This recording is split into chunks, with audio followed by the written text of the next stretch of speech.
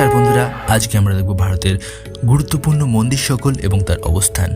প্রথম পর্ব, অমরনাথ মন্দির জম্মু কাশ্মীরের অনন্তনাগ জেলায় অবস্থিত। অক্ষরধাম মন্দির দিল্লিতে অবস্থিত। বদ্রীনাথ মন্দির চামেলি জেলা উত্তরাখণ্ডে অবস্থিত। বৃহদেশ্বরা মন্দির তামিলনাড়ুর তাঞ্জাভুরে অবস্থিত। দ্বারকাধীশ মন্দির দ্বারকা গুজরাটে অবস্থিত। দক্ষিণেশ্বরের মা কালী মন্দির দক্ষিণেশ্বর পশ্চিমবঙ্গে অবস্থিত।